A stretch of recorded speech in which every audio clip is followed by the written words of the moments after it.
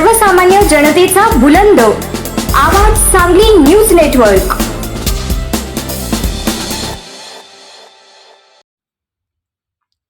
संत का नाम हजरत ख्वाजा मोहम्मद मीरा चिश्ती हुसैनी और उनके बेटे हजरत ख्वाजा शमसुद्दीन उर्फ शमना मीरा गंजा बख्श है।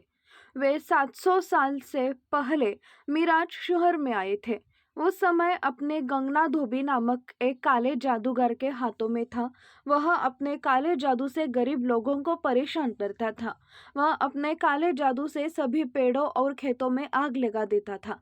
ख्वाजा द्वारा मिराज के लोगों को इस्लाम की शिक्षा दिए जाने के कारण इस जादूगर ने ख्वाजा के सामने आत्मसमर्पण कर दिया और इस्लाम स्वीकार कर लिया तथा इच्छा व्यक्ति की उसके ख्वाजा पर पैरों के नीचे दफना दिया जाएगा। एक दिन ख्वाजा धूप वाले दिन नंगे पैर अपने रास्ते पर जा रहे थे। एक मोची सड़क के किनारे काम कर रहा था। उसने देखा कि ख्वाजा नंगे पैर चल रहे थे, तो उसने एक जोड़ी जूते बनाने का विचार किया और अपनी जांग से काटे गए चमड़े से जूते बना दिए। यह देखकर ख्वाजा प्रसन्न हुए और उन्होंने जो भी मांगा वह उन्हें दे दिया जाए। मोची ने ख्वाजा के उस पर कयामत तक पहला ग्लेफ शरीफ संत को भक्तों को द्वारा भेंट किया जाने वाला एक पवित्र पर्दा ढकने का अधिकार मांगा। ख्वाजा सहमत हुए और अब तक यह परंपरा जारी है। इस परंपरा के कारण हिंदू और मुस्लिम के बीच एकता है। यह मिराज शहर महाराष्ट्र के साथ साथ पूरे भारत में एकता का प्रतीक है। शमसुद्दीन जो एक महान मुस्लिम संत के रूप में जीवित रहे।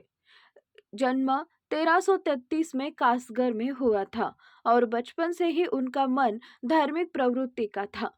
बचपन में ही उन्होंने कुरान और अन्य मुस्लिम धार्मिक ग्रंथों का अध्ययन किया और मक्का की तीर्थ यात्रा की, जिसमें शामिल खतरों और जोखिमों को परवाह नहीं की।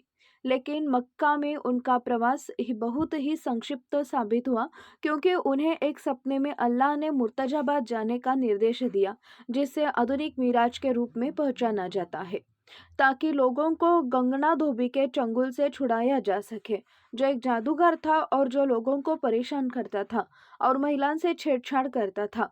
गंगना धोबी एक शक्तिशाली दुष्ट जादूगर था जो एक अर्थ देवी की पूजा करता था, जिसे खुश करने के लिए वह उसकी वेदी पर मनुष्यों की बलि देता चाहता था। उसने एक महिला से शादी की जो चुड़ैल थी। मिराज आने के बाद शमसुद्दीन ने जादूगर को बुलाया, जिसने पहले तो मना कर दिया, लेकिन अंत में उसने विनती की कि उसकी कुछ सेवा करने की अनुमति दी जाए। कहा जाता है कि शमसुद्दीन ने उसे अपना रुमाल धोने के लिए दिया था, जिससे जादूगर ने अपनी प्रतिज्ञा भूलकर कृष्ण में फेंक दिया। लेकिन उसे आश्चर्य हुआ कि रुमाल जल गया और उससे एक नाग प्रकट हुआ और उसने अपने घातक डंक से उसे मार डाला।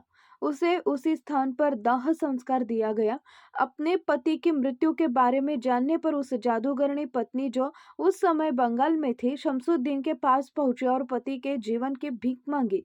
मीरा साहब ने उसे बताया कि वह अपने बुरे कर्मों से मरा है और उसे जादू के द्वारा जीवित किया जा गया तो एक वह राक्षस के रूप में प्रकट होगा और अल्लाह के अलावा कोई भी उसका मूल रूप नहीं दे सकता।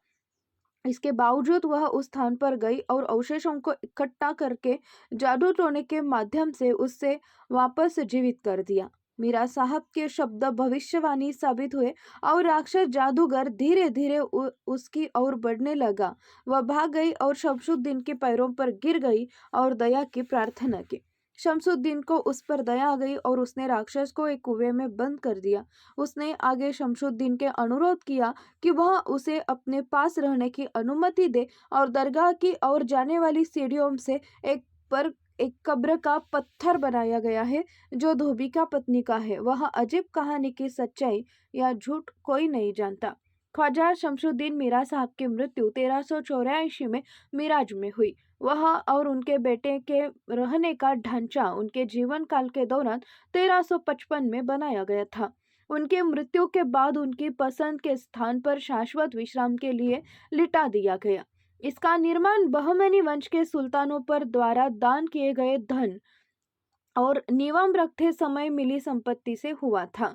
ऐसा माना जाता है कि अगर भूत और बुरी आत्माओं से ग्रस्त व्यक्ति कुछ दिनों के लिए पीछे की तरफ प्रार्थना कर कर रहती है तो उन्हें यातना से राहत मिलती है।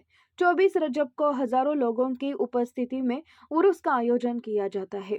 उर्स के दिन पर कब्र पर पहली माला चढ़ाने का सम्मान केम्बर जूता बनाने वाले को जाता है।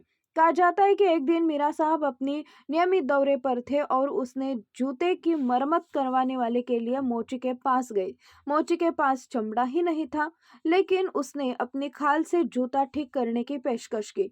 वह उसके इस कदम से इतने प्रभावित हुए कि उसने घोषणा कर दी कि मेरी कब्र पर फूल चढ़ाने का सम्मान सबसे पहले केंद्र को मिलेगा। तब से यह प्रार्थना जारी है। मुख्य संपादक डॉक्टर श्रीकांत भोसले, आवाज सांगली न्यूज नेटवर्क व वृत्तपत्र।